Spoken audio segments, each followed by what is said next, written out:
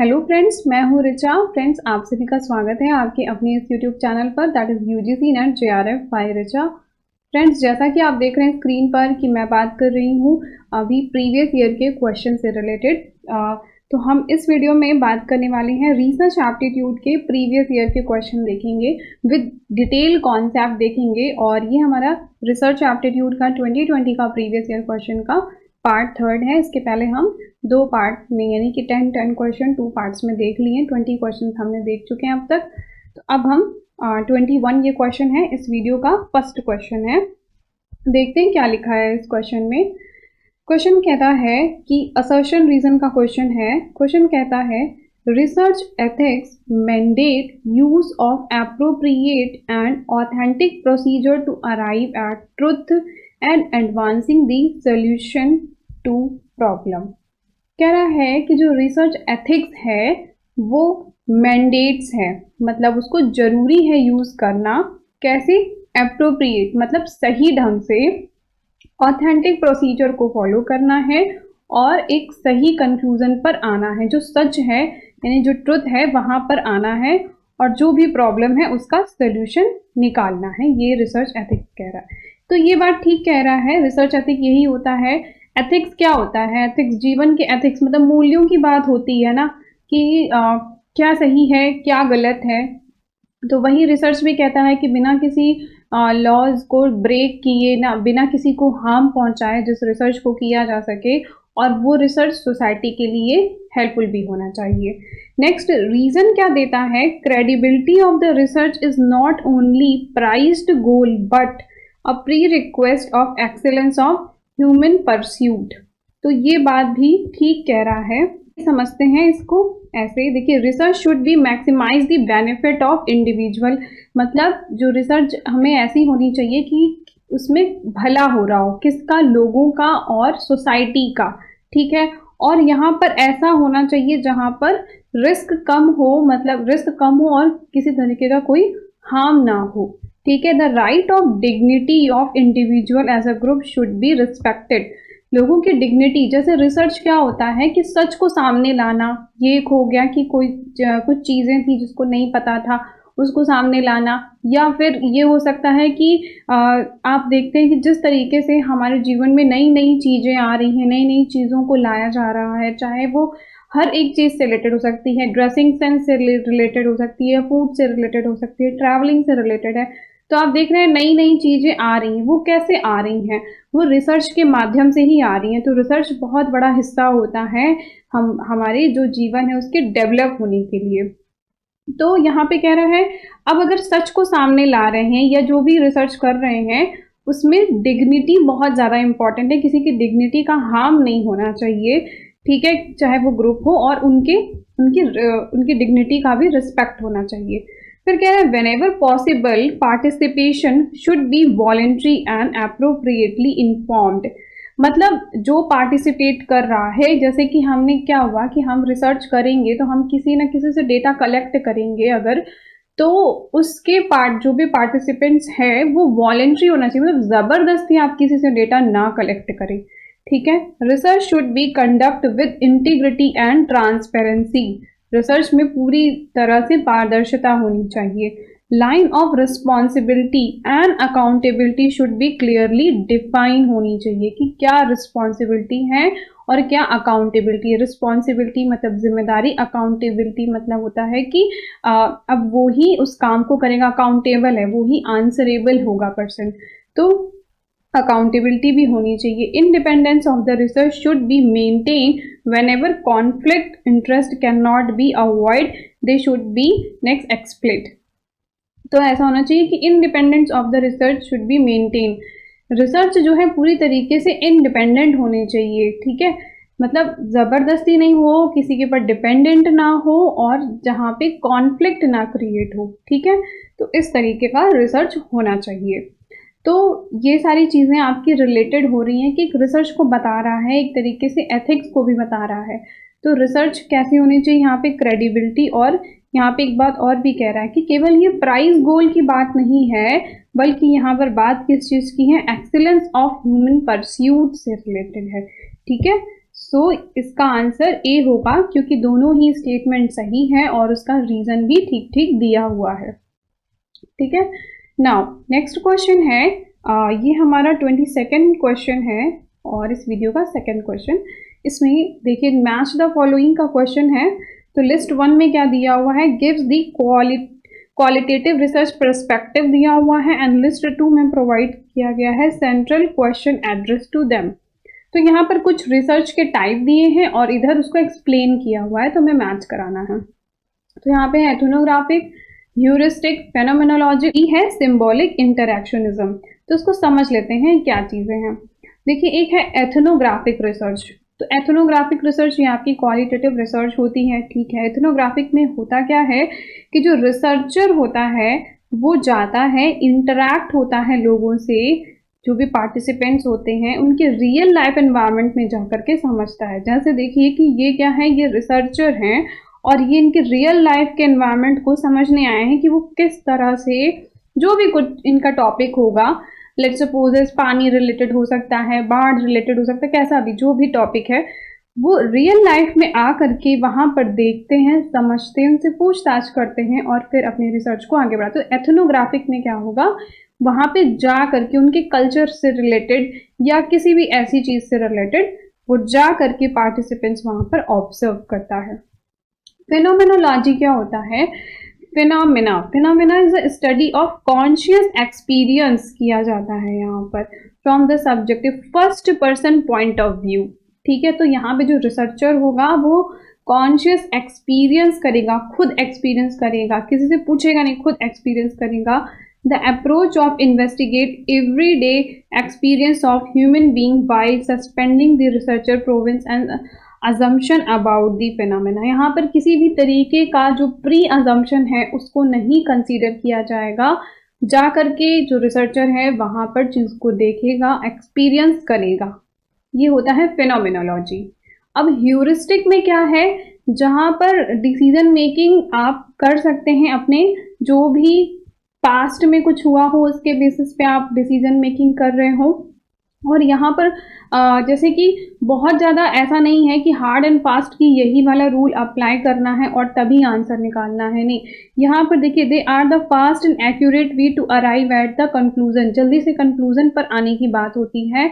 और बस सोच के, मतलब जो लगता है, जो खुद को फील होता है उसके हिसाब से इसमें काम कर लेते हैं। तो यहाँ पे reduce mental effort need to make decision, इसलिए ह्यूरिस्टिक को फॉलो करते हैं। ह्यूरिस्टिक मतलब जैसे होता है ना कि मुझे ऐसा लगता है, मुझे ऐसा फील हुआ, या ऐसी कोई चीज़ जो आपकी होती है वो आपका ह्यूरिस्टिक में आ जाती है। ठीक है, अब यहाँ पर इसके एक्सप्लेनेशन को पढ़ते हैं।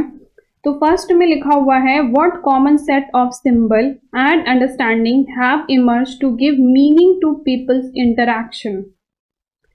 ठीक है, यहाँ पर कुछ सिंबल और अंडरस्टैंडिंग की बात कर रहा है हम, बट बेस्ट वाला पहले मैच ढूंढते हैं फिर हम अदर को मैच कराते हैं ना। तो देखते हैं नेक्स्ट में क्या लिखा है, what is the culture of this group of people. In जो ग्रुप ऑफ पीपल हैं इनका कल्चर क्या है, ये बात हमें किस में पता चलती है, ये बात हमें एथनोग्राफिक में पता चलती है। कैसे वहां पर जाते हैं और लोगों से पूछताछ करते हैं और हमें पता चलता है। ठीक है, what is my experience to this phenomena, मेरा एक्सपीरियंस कैसा है इस फेनोमेना के लिए। और नेक्स्ट लिखा हुआ है what is the structure and essence of experience this phenomena for those people. अब यहाँ पे क्या कह रहा है, what is the structure of essence of experience of this phenomena for दूसरे लोगों की चीज़ों को समझने के लिए। देखिए यहाँ पर बात क्या थी कि एज वो कैसे करेगा सब्जेक्ट, और as a first person point of view वो उस तरह से उस चीज़ों का एक्सपीरियंस करेगा कि वो लोग कैसा फील कर रहे होंगे। ऐसा रिसर्चर जो है वहाँ पर जा करके रियल लाइफ में उस चीज़ को एक्सपीरियंस करेगा। ठीक है, तो ये वाला लाइन आपका किस चीज़ से रिलेट करता है, फेनोमेनोलॉजी से। ठीक है, अब यहाँ पर है what is my experience to this phenomena, मुझे कैसा लगता है, मुझे कैसा लगता है, दैट इज द ह्यूरिस्टिक, मुझे कैसा फील हो रहा है या इस एक्सपीरियंस को देख के मुझे कैसा लग रहा है, दैट इज द एक्सपीरियंस, और ये आपका ह्यूरिस्टिक है। तो heuristic B is related to 3, A is related to 2, C is related to 4 और D is related to 1. So answer आपका यहाँ पर बी हो जाएगा। ठीक है, नाउ नेक्स्ट क्वेश्चन है जो कि थर्ड क्वेश्चन है। इसमें क्या है, a college teacher intends to study the problem of late comers in the classroom। Classroom में कुछ बच्चों का लेट में एडमिशन होता है, तो which type of the sampling method will be appropriate in this context. तो कह रहा है कि कॉलेज में जो कुछ बच्चों का जो लेट एडमिशन होता है उनको वो स्टडी करना चाहता है कि उनको कौन सी प्रॉब्लम हो सकती है, वो उनको जानना चाहता है। तो यहाँ पर कौन सी सैम्पलिंग को वो यूज करे, स्ट्रैटिफाइड सैम्पलिंग, रैंडम, पर्पसिव और क्लस्टर, इन सब में से वो कौन सा यूज करे। तो देखिए स्ट्रैटिफाइड कब करते हैं, जब हमारा जो है प्रोबेबिलिटी सैम्पलिंग होगी और किसी एक दो ग्रुप को उठा के स्टडी करना हो तो स्ट्रैटिफाइड होता है। रैंडम में किसी हमारे ग्रुप में कोई भी, हमारे सैंपल में कोई भी आ सकता है, ठीक है, और ये भी हमारे रैंडम सैम्पलिंग का हिस्सा है। बट यहाँ पे ऑप्शन है थर्ड, पर्पसिव सैम्पलिंग। तो पर्पसिव सैम्पलिंग को लेंगे, इसको समझ लेते हैं पर्पसिव सैम्पलिंग क्या होती है। The main goal of purposive sampling is to focus on particular characteristics. ये लाइन इंपॉर्टेंट है, ये कीवर्ड है, इसको नोट डाउन कर लीजिए कि पर्पसिव सैम्पलिंग जब भी कोई पर्टिकुलर कैरेक्टरिस्टिक्स की बात करेगा तब आपको पर्पसिव सैम्पलिंग पे टिक करना है। ठीक है, for a population that are of interested which will be the best enable your answer of the research question. Purposive sampling का मतलब ये हुआ कि मेरे सैंपल में सिर्फ वही लोग आए जिनकी मैं आगे स्टडी करना चाहता हूँ, जिनकी प्रॉब्लम को सिर्फ मैं सॉल्व करना चाहता हूँ। जैसे अब देखिए यहाँ पर क्या होगा कि मैं स्ट्रैटिफाइड सैम्पलिंग नहीं लगा पाऊंगी। क्यों? क्योंकि स्ट्रैटिफाइड जो है रैंडम सैम्पलिंग, उसमें से कोई भी, जैसे ये अगर 4-5 ग्रुप मैंने बनाया तो मैं एनी 2 ग्रुप को स्टडी कर रही हूँ। ठीक है, बट यहाँ पर क्या है, जो पर्पसिव सैम्पलिंग होता है इसमें मुझे पर्टिकुलर वो सारे बच्चे आ जाए जिनका न्यू कॉमर्स है, जो नए बच्चे आए हैं सिर्फ उनको ही स्टडी करना चाहते हैं। तो the purposive characteristics case selection of qualitative research, जब जहाँ पर क्वालिटेटिव रिसर्च की इंक्वायरी होगी उस जगह यूज किया जाएगा। ठीक है, researcher reflecting this systematically on which case to select for their research. In other word we can say that purposive sampling is the fundamental principle for selecting a case and individual in a qualitative research. जब qualitative research होगी उस जगह हम purposive sampling का use करेंगे, और जहां पर मुझे पर्टिकुलर बच्चों को पिक करना होगा। ध्यान रखना है यहाँ पर, जब पर्टिकुलर कैरेक्टरिस्टिक्स हो और क्वालिटेटिव रिसर्च हो तब पर्पसिव सैम्पलिंग का यूज करेंगे। 2 बातें हैं। ठीक है, पहली बात तो क्वालिटेटिव रिसर्च होगी प्लस पर्टिकुलर हमें सैंपल में लोग चाहिए होंगे, तब हम इसका यूज करेंगे। ठीक है, अब यहाँ पर क्या था कि मुझे क्या चाहिए था, लेट कॉमर्स जो बच्चे आए हैं वो चाहिए, और क्या चाहिए कि मैं उनको स्टडी करना चाहती हूँ कि उनकी प्रॉब्लम क्या है। ठीक है, जैसे नए बच्चे आए तो उनको कुछ कुछ प्रॉब्लम हो सकती है तो उनको स्टडी करना चाहते हैं, पर्पसिव सैम्पलिंग हो गया। ठीक है, सो इसका आंसर पर्पसिव सैम्पलिंग सी होगा। नाउ नेक्स्ट क्वेश्चन है, इसमें क्या कहता है, what are the activities which take place during the stage of reconnaissance in the action research. मतलब कह रहा है इनमें से कौन कौन से जो हैं रिसर्च एक्शन रिसर्च से रिलेटेड हैं। ठीक है, तो यहाँ पे और अच्छे से समझते हैं कि जो एक्शन रिसर्च से related, reconnaissance refer to the activity that allow to determine for the action researcher to examine what they intend to purpose of the research was and till now achieve the status to progress reach in endeavor। ठीक है, ये क्या कह रहा है कि जो रिकॉनेंस है वो बताता है, एक एक्टिविटी को डिटरमाइन करता है किसी एक्शन रिसर्च में कि क्या पर्पस है रिसर्च का। जैसे देखिए एक्शन रिसर्च कब कब लगाई जा सकती है, हम मतलब क्यों लगाएं आखिर में एक्शन रिसर्च। तो review of the current practice, जो भी कुछ अभी चल रहा है उसको रिव्यू करने के लिए। ठीक है, हम तब उस पर एक्शन रिसर्च अप्लाई करेंगे। Identify the aspects to improve, कहाँ कहाँ इम्प्रूवमेंट हो सकता है वहाँ लगाएंगे। Imagine the way forward, try it out. ये सारी चीज़ें आप नोट डाउन कर लीजिए, ये इंपॉर्टेंट है, यहाँ से घुमा फिरा के क्वेश्चन बन जाता है। तो ये यहाँ पे बता रहा है कि एक्शन रिसर्च जो है, एक्शन रिसर्च कहाँ कहाँ पर अप्लाई की जाती है। जैसे अभी तक तो सिर्फ हमने एक चीज़ जानी थी कि ये एक सुधारात्मक अप्रोच है, ठीक है, जहाँ भी तत्काल रूप से प्रॉब्लम सॉल्विंग होती है। बट उसी तरीके से ये 8 पॉइंट और हैं कि जो भी करंट चीज़ है उसको रिव्यू करना, ठीक है, उसमें जहाँ इम्प्रूवमेंट हो सकता है उसको आइडेंटिफाई करना, ठीक है, imagine a way forward, try it out, take stock and what happens, जो भी कुछ हुआ है उसको बताना, modify the plan in the light of what is found and resume with action, monitor what is done, जो अभी तक हुआ उसको मॉनिटर करना और evaluate the modified action, जो भी एक्शन मतलब मॉडिफाइड एक्शन लिए गए उनको इवैल्यूएट करना। ये सारा काम जो है एक्शन रिसर्च के थ्रू हम कर सकते हैं। तो identify and classifying the general idea. Next क्या है, describe the fact of the situation, जो करंट सिचुएशन है उसको डिस्क्राइब करना, उसको रिव्यू करना, उसको एक्सप्लेन करना करंट फैक्ट और सिचुएशन को। तो ये आपका पार्ट हो जाएगा एक्शन रिसर्च में, हम इसको करेंगे। कंस्ट्रक्टिंग द जनरल प्लान, हम कोई प्लान वगैरह यहाँ पर नहीं बना रहे हैं। Developing the next action step, ये भी हम नहीं करते। तो जो करंट सिचुएशन है उसको अच्छे से एक्सप्लेन करने की बात यहाँ पर देखिए बता रहा है, जो हाईलाइटेड है यही कह रहा है कि रिव्यू द करंट प्रैक्टिसेस, और अभी तक जो भी कुछ किया उसको मॉनिटर करना, वही बात यहाँ पर कह रहा है। सो आंसर इसका ए हो जाएगा। नाउ नेक्स्ट क्वेश्चन है जो कि 5th क्वेश्चन, इसमें क्या कहता है, a teacher intends to establish the relationship between the educational status of parents and scholastic achievement of people, which of the following method of the research consider to be appropriate for the study. इनमें से कौन सा research का method use किया जाए जब दो relation, दो वेरिएबल हैं, कौन कौन से, एक एजुकेशन का स्टेटस, जो भी पेरेंट्स हैं उनका एजुकेशन स्टेटस, पेरेंट्स, और स्कॉलिस्टिक के अचीवमेंट, जो स्टूडेंट है उनका अचीवमेंट और इनका एजुकेशन, ठीक है, इनके बीच के रिलेशनशिप को फाइंड आउट करना चाहता है तो हमें कौन सी रिसर्च लगानी है। एक है यहाँ पर philosophical research, historical, expose facto और एक्सपेरिमेंटल। तो फिलोसफिकल का मतलब क्या हुआ, जहाँ पे हम फिलोसफी की बातें करेंगे, तो फिलोसफी की यहाँ पर कोई बात नहीं है। हिस्टोरिकल रिसर्च यहाँ पर नहीं लगेगी। भाई हिस्ट्री में क्यों जाना है जब अभी स्टूडेंट हैं और यहीं पे ही पेरेंट्स हैं, तो ये दोनों नहीं लगेगा। अब आता है यहाँ पे एक एक्सपेरिमेंटल रिसर्च।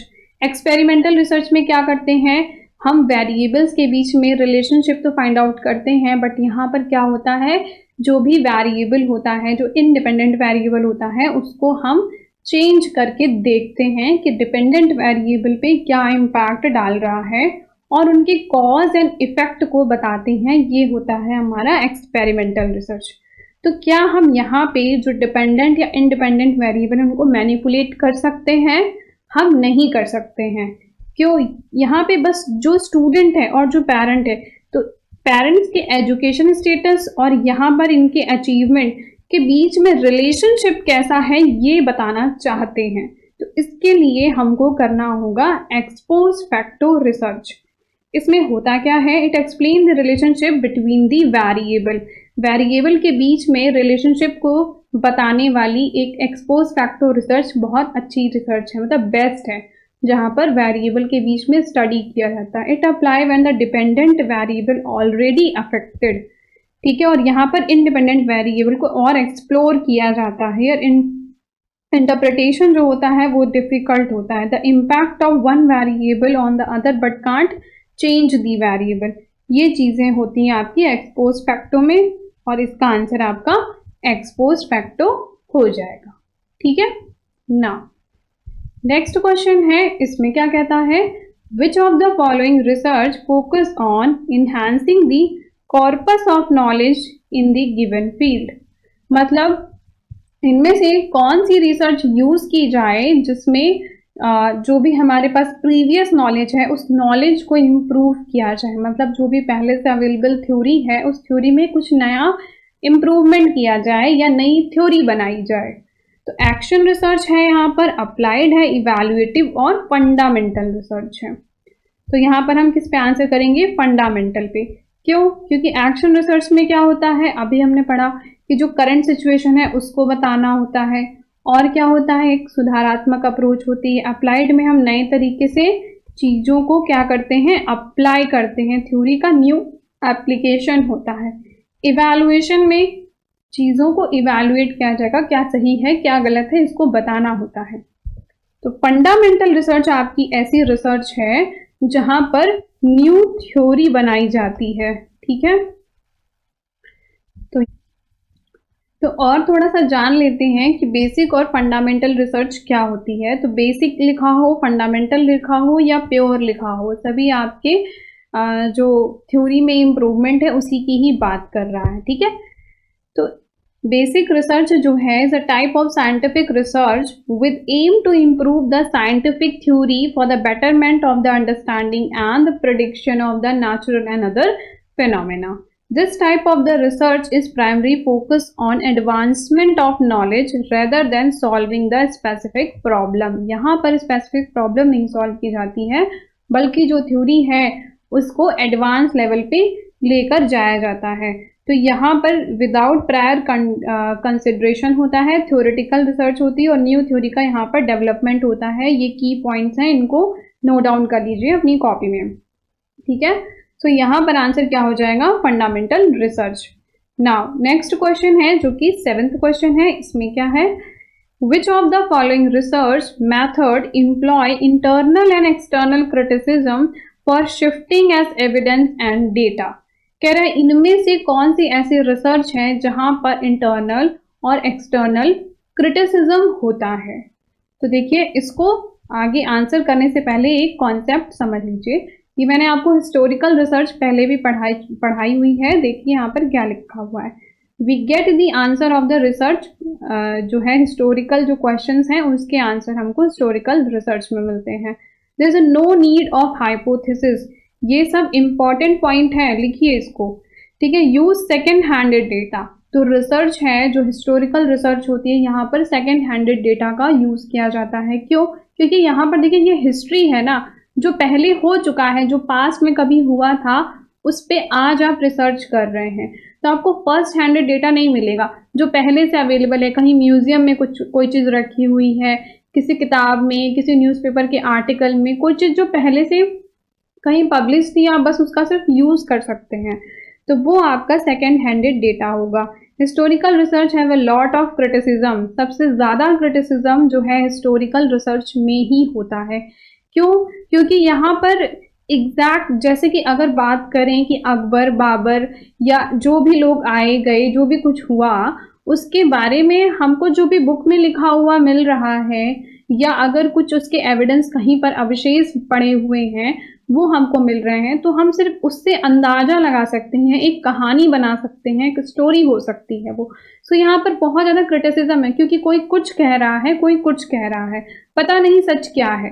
तो क्योंकि उस टाइम पर तो हम थे नहीं, तो क्या हो गया यहाँ पर, इसीलिए बहुत ज़्यादा क्रिटिसिज्म होता है। तो source of data may not available accurate. जो सोर्स ऑफ डेटा है वो एक्यूरेट नहीं, अभी आपको बताया कैसे होता है, और इसलिए यहाँ पर बहुत ज़्यादा कंफ्यूजन भी होती है। Whatever available you have to believe. जो भी कुछ अभी आपको मिल रहा, आपको उसी पे ही भरोसा करना होगा, ठीक है। ये होती है ऐसी रिसर्च, और इसमें क्रिटिसिज्म की भी बात होती है, और यहाँ पर बात होती है इंटरनल क्रिटिसिज्म और एक्सटर्नल क्रिटिसिज्म। अब ये क्या है, इसको भी लिख लीजिए। जो इंटरनल क्रिटिसिज्म है उसमें क्या होता है, ट्रुथफुलनेस ऑफ डेटा की बात होती है। It seeks to the truth meaning. जो कंटेंट सोर्स है, जो कंटेंट है उसमें क्रिटिसिज्म आ रहा है, ठीक है, तो वो इंटरनल हो गया। और जिस सोर्स से उठाया है वो सोर्स में अगर कुछ प्रॉब्लम है, लेट्स सपोज है कि कुछ एक बुक थी, ठीक है, एक बुक थी, उस बुक के कोई टेबल बनी हुई थी, ठीक है, मैंने वो टेबल अपने रिसर्च में यूज कर ली, तो वो टेबल जो है वो क्या हो गया, यहाँ पर इंटरनल क्रिटिसिज्म हो गया। और अगर बुक ही गलत थी, मान लीजिए वो बुक ही गलत थी, तो यहाँ पर बुक जो है वो आपका एक्सटर्नल क्रिटिसिज्म हो गया कि जिस सोर्स से डेटा उठाया वो गलत हो गया। थोड़ा सा समझ में आया, तो ये बात यहाँ पर होती है। अब यहाँ पर कह रहा है कि इनमें से कौन सी ऐसी रिसर्च होगी जहाँ पर इंटरनल और एक्सटर्नल क्रिटिसिज्म की बात होगी। तो x post facto, experimental, historical और डिस्क्रिप्टिव सर्वे। तो यहाँ पर सबसे ज़्यादा आपने समझ लिया कि, तो यहाँ पर अभी आपको पता चल गया कि हिस्टोरिकल रिसर्च में जो है इंटरनल और एक्सटर्नल क्रिटिसिज्म की बात होती है। ठीक है, तो आंसर यहाँ पर सी हो जाएगा। नाउ नेक्स्ट क्वेश्चन है जो कि 8th क्वेश्चन। इसमें क्या कहता है, आइडेंटिफाई दी की features of qualitative research. Qualitative research के की फीचर्स को यहाँ पर बताना है। ठीक है, तो फर्स्ट ऑप्शन में है कि actual setting as the source of data. Qualitative research actual setting में होता है, जैसे हमने अभी देखा था कि एथनोग्राफिक जो रिसर्च थी वहां पर जा करके जो पार्टिसिपेंट्स हैं उनसे पूछता है और वो आंसर अपना लिखता है। Control, observe and measure main operations, तो कंट्रोल यहाँ पर नहीं होता है। Next, data take from the word और पिक्चर। यस, जो डेटा है वहां पे कोई पिक्चर वगैरह से हम ले सकते हैं। ठीक है, कंसर्न विद पार्टिसिपेंट पर्सपेक्टिव, बिल्कुल सही बात है। देखिए क्वालिटेटिव रिसर्च में होता क्या है कि जो पार्टिसिपेंट्स है, जिससे जो भी मेरे सैंपल का पार्ट बनेंगे वो चीज़ें यहाँ पर आ जाएंगी, तो ये पार्टिसिपेंट पर्सपेक्टिव होगा। Hypothesis making and testing, hypothesis making and testing, test हम किस पे लगाएंगे, जब हमारे पास क्वांटिटेटिव कुछ डेटा होगा, तो ये आपके क्वांटिटेटिव रिसर्च का हिस्सा होगी। सो ए, सी और डी फर्स्ट ऑप्शन में है और ये हमारा आंसर हो जाएगा। ये सभी क्वालिटेटिव रिसर्च के फीचर्स की बात कर रहा है। ठीक है, नाउ नेक्स्ट क्वेश्चन है, इसमें क्या कहता है, the population in the research mean define the aggregate of something which is focus of the study. तो ये पॉपुलेशन की बात कह रहा है और जो स्टेटमेंट 2 है इसमें क्या कह रहा है, ये सैंपल रिलेटेड कुछ बात कह रहा है। दोनों को ही समझ लेते हैं। देखिए पॉपुलेशन क्या होता है, it measure the quality is called the parameters. ठीक है, इसकी जो क्वालिटी को कौन बताता है, जो पैरामीटर्स होते हैं वो बताता है। और the population is complete set, अगर ये पॉपुलेशन है जो यूनिवर्स भी कहते हैं, वो सभी मतलब जिस एरिया, लेट्स सपोज इसकी अगर हम इंडिया की बात करें तो इंडिया हमारी पॉपुलेशन हो गई। ठीक है, अगर हम सिर्फ एक स्टेट की बात करें, लेट्स सपोज वेस्ट बंगाल की बात करें तो एक स्टेट हो गया, आसाम की बात करें तो वो स्टेट, वो हमारा पॉपुलेशन हो गया। अब उसमें से हम कुछ लोगों को पिक कर रहे हैं, ये तो जो जिसको हम पिक करेंगे वो हमारा सैंपल हो गया। ठीक है, तो sample is the subset of the population. Sample जो है उसी पॉपुलेशन का एक हिस्सा होता है। ठीक है, और यहाँ से हम क्या करते हैं, measurable quality is called the statistic, यानी कि सैंपल में से जो हम निकालते हैं, इस पे अब हम आगे स्टैटिस्टिक लगा सकते हैं ना। इनमें हम जो भी आगे हमको यूज करना होगा, जो भी हमें रिसर्च के टूल यूज करने होंगे, यानी कि हम आगे इस पे हम मेथड्स वगैरह लगाएंगे, तो इसको स्टैटिस्टिक बोलेंगे। और जो यहाँ पर होता है इसकी मेजरेबल क्वालिटी को हम पैरामीटर मतलब कंप्लीट सारे कैरेक्टरिस्टिक्स, जो सभी चीजें उस पॉपुलेशन में आ जाएंगी। ठीक है, तो अब समझिए यहाँ पे क्या कह रहा है, the population in the research mean to define the aggregate something which is focus of the study. मेरी स्टडी का फोकस, जैसे मैं कह रही हूँ पूरी इंडिया ही मेरी अगर पॉपुलेशन है, तो ये हो गया मेरा इंडिया जो है वो पॉपुलेशन हो गई। फिर क्या कहता है, the sample is the sub aggregate drawn from defined aggregate to represent it. तो इसको डिफाइन करता है, इस पॉपुलेशन को कौन डिफाइन करता है, जो सैंपल है वो बताता है। ठीक है, तो स्टेटमेंट 1 भी करेक्ट है, स्टेटमेंट 2 भी करेक्ट है, both are correct. So the answer is first. अब देखिए इस इमेज से भी समझिए कि ये देखिए, ये अगर पॉपुलेशन है तो इसमें से ही मैंने कुछ चीजों को ले लिया, ये क्या हो गया, ये सबसेट हो गया, ये सबसेट हो गया। ठीक है, सो यहाँ पर ये आंसर हो जाएगा फर्स्ट वाला। नाउ नेक्स्ट क्वेश्चन जो कि 30th क्वेश्चन है, यानी कि हमारा ये 10th क्वेश्चन है। इसमें क्या कहता है, research ethic is a must in order to lend credibility to the research finding and their use in authentic situation. जो रिसर्च का एथिक है must be in order to lend credibility. ठीक है, यहाँ पे जो रिसर्च है वहाँ रिसर्च कैसी होनी चाहिए, जो रिसर्च का एथिक्स है वहाँ पे क्रेडिबिलिटी होनी चाहिए। ठीक है, और ऑथेंटिसिटी भी होनी चाहिए।